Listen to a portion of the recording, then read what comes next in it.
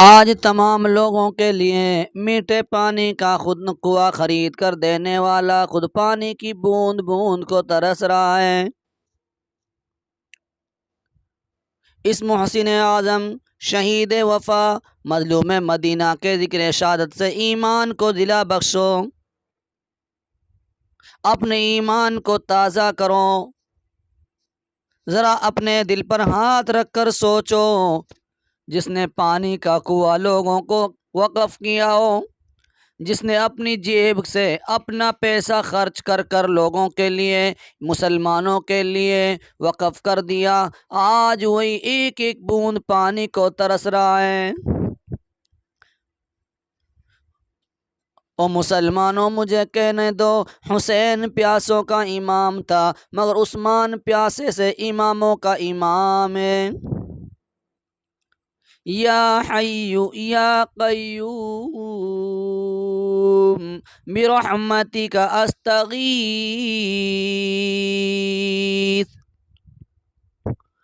عثمان پیاسا ہے مگر نماز پڑھ رہا ہے، عثمان پیاسا ہے مگر تہجد پڑھ رہا ہے، عثمان پیاسا ہے مگر قرآن کریم کی تلاوت کر رہا ہے، عثمان پیاسا ہے مگر عبادت کر رہا ہے، عثمان پیاسا ہے مگر سجدے کر رہا ہے۔ ذرا مسلمانوں ان حالات میں غور تو کریں، سوچو کہ جب کہ باغیوں نے حضرت عثمان رضی اللہ عنہ پر عرصہ حیات تک یہ مصیبت کا پہاڑ توڑا، مصیبت ڈالی، آپ کو تنگ کر دیا، تو حضرت علی رضی اللہ تعالی عنہ نے اپنے فرزندان گرامی حضرت حسن رضی اللہ عنہ اور حسین رضی اللہ عنہ کو سیدنا عثمان غنی رضی اللہ عنہ کے دروازے پر پہرا دینے کے لیے دے دیا، پہرا دینے کے لیے حکم دے کر بھیجا، اور ساتھ ہی ارشاد فرمایا کہ تم دونوں عثمان کے دروازے پر پہرا دو اور کسی باغی کو آنے نہ دینا۔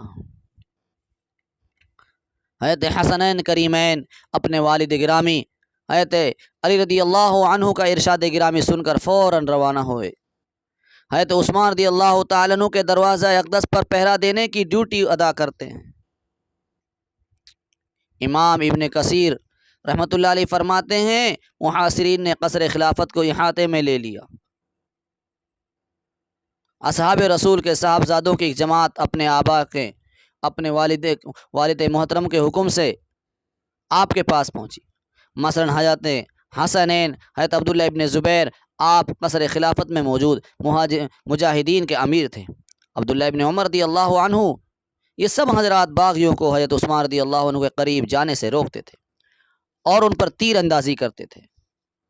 استیعاب میں ہے کہ حضرت علی رضی اللہ عنہ نے حضرت حسن رضی اللہ عنہ سے اور حضرت حسین رضی اللہ عنہ سے فرمایا تم دونوں جاؤ تقوما بابا عثمان۔ میرے محترم بزرگ اور دوستو، حضرت علی رضی اللہ تعالیٰ عنہ نے اپنے دونوں صاحبزادوں سے حضرت حسن اور حضرت حسین رضی اللہ عنہ سے فرمایا تم دونوں جاؤ اور حضرت عثمان غنی رضی اللہ عنہ کے دروازے پر کھڑے ہو جاؤ اور کسی کو ان کے قریب نہ آنے دو۔ باغیوں نے جب حملہ کر کے اس دروازے سے داخل ہونے کی کوشش کی تو حضرت حسن اور حضرت حسین رضی اللہ عنہ نے پوری قوت سے مدافعات کر کے باغیوں کو اندر جانے سے روک دیا، اور اسی کشمکش میں دونوں شہزادے زخمی ہوئے اور خون آلود ہو گئے۔ ذرا سوچیں، حضرت علی رضی اللہ عنہ نے اپنے دونوں بیٹوں سے حضرت حسن اور حسین رضی اللہ عنہ سے کہا تم دونوں عثمان کے دروازے پر کھڑے رہو۔ ذرا سوچو مسلمانوں، حضرت علی رضی اللہ عنہ کا اپنے دونوں بیٹوں کو یہ ترتیب دینا اور یہ تربیت دینا کیسا مقصود تھا، کیا تھا، کیوں ترتیب دے رہے ہیں، کیوں تربیت فرما رہے ہیں؟ گویا کہ حضرت علی رضی اللہ تعالیٰ عنہ زبان حال سے ان کو بتا گئے کہ ان کے دروازے پر کھڑے ہو کر تربیت حاصل کرو۔ کیوں کہ قید کس طرح کاٹی جاتی ہے، بھوکے پیاسے رہ کر قرآن کریم کس طرح پڑھا جاتا ہے، بھوکے پیاسے رہ کر تلاوت کس طرح کی جاتی ہے، بھوکے پیاسے رہ کر عبادت کس طرح کی جاتی ہے، بھوکے پیاسے رہ کر سجدے کس طرح کیے جاتے ہیں، شاید تمہیں بھی پیاسا رہ کر قرآن پڑھنا پڑے۔ او میرے بیٹو، جاؤ حضرت عثمان کے دروازے پر۔ کیوں؟ فرمایا پت جاؤ، تمہیں پتہ چل جائے گا، تمہاری تربیت ہو جائے گی، شاید تمہیں بھی پیاسا رہ کر قرآن پڑھنا پڑے، پیاسا رہ کر سجدے کرنے پڑیں، پیاسا رہ کر نماز پڑھنی پڑے، پیاسا رہ کر جام شہادت نوش کرنا پڑے۔ تربیت لے لو، سیکھ لو، ادائیں سیکھ لو، وفائیں سیکھ لو۔ یہ عثمانی یونیورسٹی ہے، یہ درس گاہ ہے، یہ دار التربیت ہے، یہاں درس توحید کا دیا جاتا ہے، یہاں توحید کا درس ملتا ہے، یہاں سخاوت کا سبق ملتا ہے، یہاں شہادت کا سبق ملتا ہے، یہاں عبادت کا درس ملتا ہے، یہاں پیاسوں کو تلاوت کا طریقہ سکھایا جاتا ہے، یہاں پیاسوں کو سجدے کے انداز سکھائے جاتے ہیں، یہاں پیاسوں کو معبود حقیقی کے در پر سر کٹانا سکھایا جاتا ہے۔ او میرے بیٹے، حسن تو بھی جاؤ، حسین تو بھی جاؤ، دونوں جاؤ، عثمان کے دروازے پر جاؤ۔ کیوں؟ تمہاری تربیت ہو جائے گی، تمہیں پتہ چل جائے گا کہ عثمانی یونیورسٹی سے کیسی تربیت ملتی ہے۔ یہاں پیاسوں کو صبر اور رضا کی تفسیر پڑھائی جاتی ہے، یہاں پیاسوں کو حیا اور وفا کی حقیقی تصویر دکھائی جاتی ہے۔ ہائے ہائے، ذرا سوچیں۔ او مسلمانوں، مجھے کہنے دو، آگے بڑھ کر حسین ابن علی نے پیاسا رہ کر قرآن پڑھنا یہیں سے سیکھا، حسین ابن علی نے سجدے میں سر کٹانا یہیں سے سیکھا، عبادت میں سر دینا یہیں سے سیکھا، ظالموں کے سامنے نہ جھکنا یہیں سے سیکھا۔ عثمان پرنسپل تھے عثمانی یونیورسٹی مدینہ کے، حسین طالب علم تھے عثمانی یونیورسٹی مدینہ کے۔ اور مجھے کہنے دو، کیونکہ کربلا میں جو کچھ انداز شہادت، وفا اور سخا کے مناظر آئیں گے، ان میں جھلکیاں جو ملیں گی، ان کا یہیں سے اثر ملے گا۔ اس شہادت عثمان کی، جن کے دروازے پر حسین نے کھڑے ہو کر پہرا دیا، سب کچھ اپنی آنکھوں سے دیکھا۔ علی باب مدینہ بنا، حسین باب عثمان کا پہرے دار بنا۔ نبی کے دروازے پر علی کا پہرا، اس لیے نبی کے گھر میں جو داخل ہوگا وہ علی کو پوچھ کر جائے گا، کیونکہ مدینۃ العلم کا دروازہ جو ہوا، صدیق جائے گا تو علی سے پوچھ کر جائے گا، عمر جائے گا تو علی سے پوچھ کر جائے گا، صدیق کے حجرہ رسول میں جانے کا ذمہ دار علی ہوگا، فاروق کے حجرہ رسول میں جانے کا ذمہ دار بھی علی ہوگا، حسین عثمان کا پہرے دار ہیں، علی نبی اور صدیق اور فاروق کا پہرے دار ہیں۔ حق ادا کر دیا حضرت علی رضی اللہ عنہ اور آپ کے فرزندان گرامی نے محبت عثمان اور دامن رسول کی عظمت کا۔ اللہ اکبر۔ عثمان رضی اللہ تعالیٰ عنہ پر پریشانیاں بڑھتی جا رہی ہیں، روز بروز آپ کو تنگ کیا جا رہا ہے، باغیوں نے کسی قسم کی رواداری اور نرمی کا رویہ اختیار نہیں کیا، تو حضرت عثمان رضی اللہ عنہ نے کاشان اقدس کی چھت پر کھڑے ہو کر ایک خطبہ دیا۔ اور مسلمانوں، ذرا دل پر ہاتھ رکھ کر سوچو، خطبہ کیا تھا؟ دلوں کو جھنجھوڑ دینے والا انداز تھا۔ ہائے ہائے، مظلوموں کی آواز بن کر آج تک تاریخ کے اوراق میں یہ ثبت کر دیا گیا، چیپ دیا گیا، رہتی دنیا تک آپ کی عظمتوں کا آفتاب بن کر آسمان انصاف اور عدل پر چمکتا رہے گا۔ اس کا درد اور اس کی ٹیسیں پوری دنیا کو درد مند اور غمزدہ کر دیں گی۔ مسند امام احمد اور سیر کی دوسری کتابوں میں حضرت عثمان رضی اللہ عنہ کے اس تاریخی خطبہ کو اس طرح بیان کیا گیا ہے۔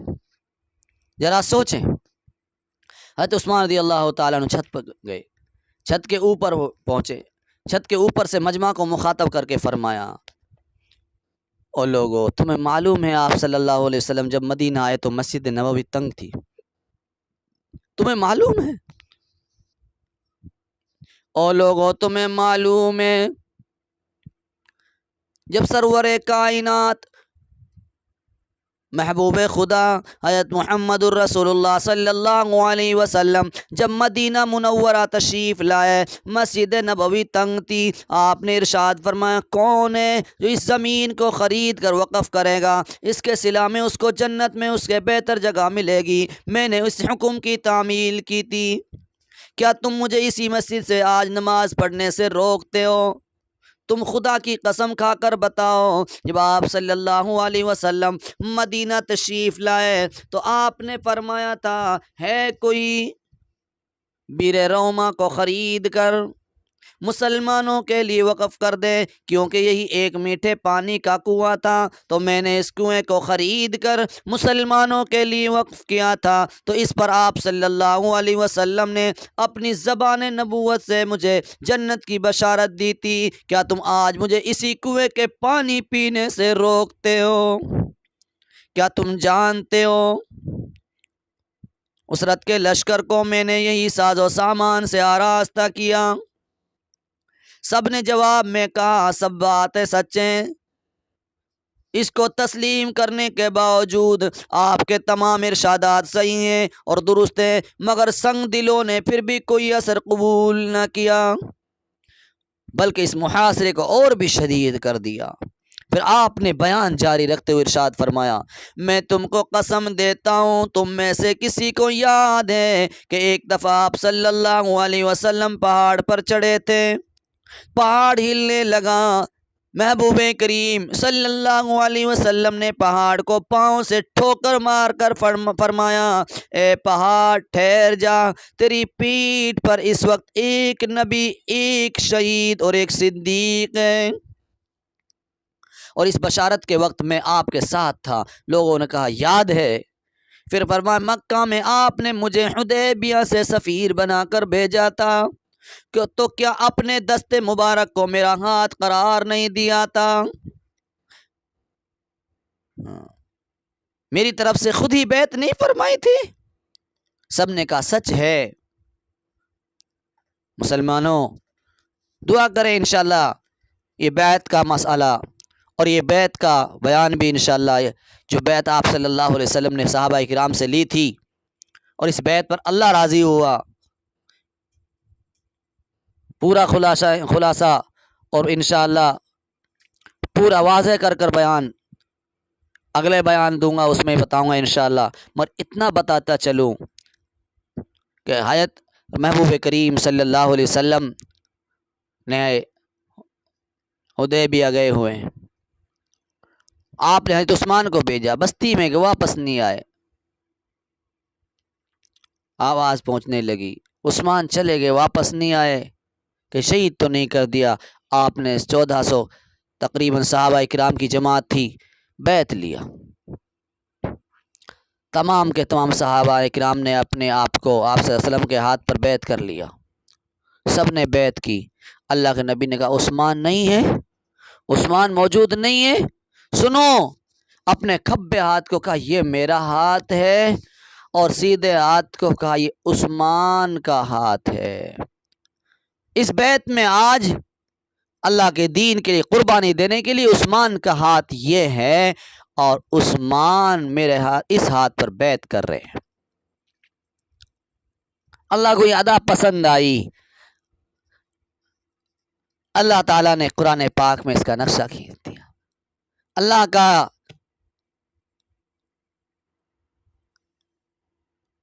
قرب اور اللہ کی محبت، اللہ کی رحمت جوش میں آئی۔ آپ نے اللہ تعالیٰ نے فرمایا محبوب اپنے ہاتھ پر عثمان کے ہاتھ رکھ کے تم نے بیعت کی، صحابہ نے تیرے آپ کے ہاتھ پر بیعت کی، سنو یہ میرا ہاتھ ہے، اس پر تم نے بیعت کی۔ انشاءاللہ خلاصہ میں اگلے بیان میں کرتا چلوں گا۔ تو میرے محترم بزرگ اور دوستو، حضرت عثمان رضی اللہ تعالیٰ عنہ نے محاصرین کے لیے خطبہ دیا، ان کو یاد دہانی کرائی اور بتایا کیا آپ تمہیں یاد نہیں ہے مکہ میں آپ صلی اللہ علیہ وسلم نے مجھے حدیبیہ سے سفیر بنا کر بھیجا تھا، تو کیا اپنے دست مبارک کو میرا ہاتھ قرار نہیں دیا تھا؟ میری طرف سے خود ہی بیعت نہیں فرمائی تھی؟ سب نے کہا سچ ہے۔ تو حضرت عثمان رضی اللہ تعالیٰ عنہ نے 5 نعمتوں کا اس تقریر میں ذکر کیا ہے جو خصوصی طور پر آپ کو عطا کی گئی تھی۔ یوں تو بے شمار فضائل ہیں، مگر وقت کی تنگی ہے، انشاءاللہ اگلے بیان میں پورا خلاصہ کروں گا۔ تو ذرا سوچیں کہ جو حضرات عثمان رضی اللہ عنہ کے مراتب اور بلندی درجات پر مشتمل ہیں، اور اس مقام پر آپ 5 اپنے فضائل کو بیان فرما رہے ہیں۔ مسجد نبوی کی توسیع و تعمیر میں عثمان رضی اللہ تعالیٰ عنہ کا زیادہ حصہ ہے۔ مدینہ منورہ کو میٹھا پانی حضرت عثمان رضی اللہ تعالیٰ عنہ کی سخاوت سے میسر آیا۔ جنگ تبوک کے لیے ہزاروں سامان سے لدے ہوئے اونٹوں کا چندہ حضرت عثمان غنی رضی اللہ عنہ نے دیا۔ حدیبیہ میں سرکار دو عالم صلی اللہ علیہ وسلم نے اپنے ہاتھ کو عثمان کا ہاتھ قرار دیا۔ پہاڑ پر آپ کو شہید کا خطاب زبان نبوت نے دیا۔ معلوم ہوا جو حضرت عثمان کا ہائے ہائے ہائے ذرا سوچیں، جو حضرت عثمان رضی اللہ تعالیٰ عنہ کا دشمن ہو، اس سے مسجد نبوی میں نماز پڑھنا چھوڑ دینا چاہیے کہ نہیں؟ سجدے اسی کے قیمتی بنیں گے جو دل حضرت عثمان رضی اللہ عنہ کی محبت سے سرشار ہوگا۔ مسجد نبوی کی اسی کے اندر عظمت ہوگی۔ عثمان نبی کا، جو عثمان کا نہیں وہ رحمان کا نہیں، جو رحمان کا نہیں وہ قرآن کا نہیں۔ یہ وجہ ہے کہ آج عثمان کے دشمن قرآن کریم کی تلاوت سے بھی محروم ہے اور مسجد سے بھی محروم ہے۔ مدینے کا پانی بھی اسے میسر آئے گا جو حضرت عثمان رضی اللہ تعالیٰ عنہ کی محبت سے اپنے آپ کو حلاوت لے گا، جو محبت عثمان کی حلاوت سے بہراور ہوگا۔ جنگ تبوک میں سخاوت کی انتہا اور جنگ مدینہ میں شہادت کی انتہا کی۔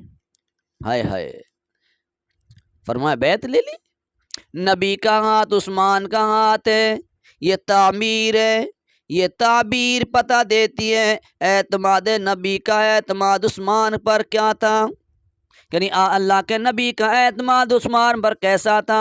فرمایا شہید، زبان نبوت جس کو شہید قرار دے دے اس کی شہادت کے اور ہی مزے۔ ہائے ہائے، قیامت کا دن ہوگا تو اللہ کے نبی خود فرمائیں گے میرے مولا عثمان کو تو میں خود شہید قرار دے چکا ہوں۔ گویا کہ زبان حال سے نبوت سے ذرا سوچیں، حضرت عثمان غنی رضی اللہ تعالیٰ عنہ کو شہادت کی خوشخبری دی گئی۔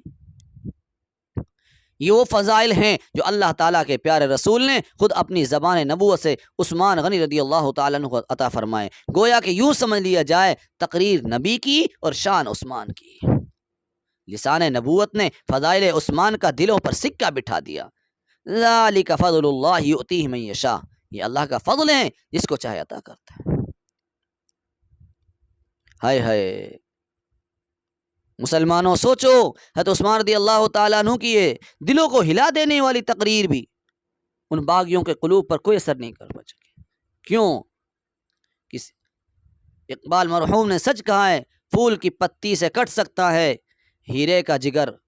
ہائے ہائے، مرد نادا پہ کلام میں نرم نازک بے اثر۔ جو دل حق اور صداقت کی چاشنی سے کورے ہو چکے ہوں، وہ کان جو صداقت کی آواز سننے سے بہرے ہو چکے ہوں، وہ دماغ جو انصاف کے تقاضوں پر سوچنا چھوڑ چکے ہوں، وہ ضمیر جو مردہ ہو چکے ہوں، وہ انسان جو صرف گوشت پوشت کا صرف لوتھڑا لیے پھرتے ہوں، ان کے اندر کا انسان مر چکا ہو، ان پر ایسی حق اور صداقت کی تقریروں کا کوئی اثر نہیں ہوتا۔ بھلا ان باغیوں پر اس کا اثر کیا ہوتا جو اندھے بھی تھے، بہرے بھی تھے، گونگے بھی تھے، وہ انسان کی شکل میں بھیڑیے تھے، درندے تھے۔ حضرت عثمان غنی رضی اللہ تعالیٰ عنہ کے خون کے پیاسے تھے۔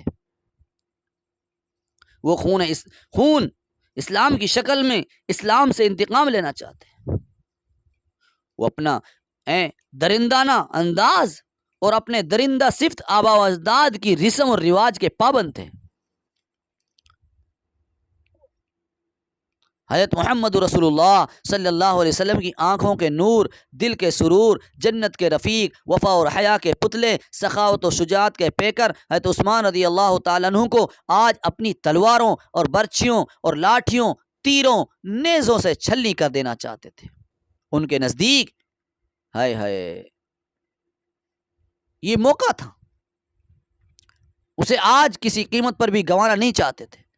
چنانچہ انہوں نے نمازیں بند کی، مسجد کے اندر جانے سے روکا، خطبہ دینے سے روکا، دانا پانی بند کیا، کھانا بند کیا، پانی بند کیا۔ جب اس پر بھی ان کا سینہ پر ان کا کینہ ٹھنڈا نہیں ہوا تو انہوں نے حضرت عثمان غنی رضی اللہ تعالیٰ عنہ کے کاشانہ مبارک پر حملہ کر کے آپ کو شہید کرنے کا فیصلہ کر لیا۔ ادھر ان کے منصوبے شہید کرنے کے تھے، ادھر حضرت عثمان رضی اللہ تعالیٰ عنہ کا پروگرام شہید ہونے کا تھا۔ پروگرام ساتھ ساتھ چل رہے تھے۔ حضرت عثمان رضی اللہ تعالیٰ عنہ کو شہید کرنے پر وہ آمادہ تھے۔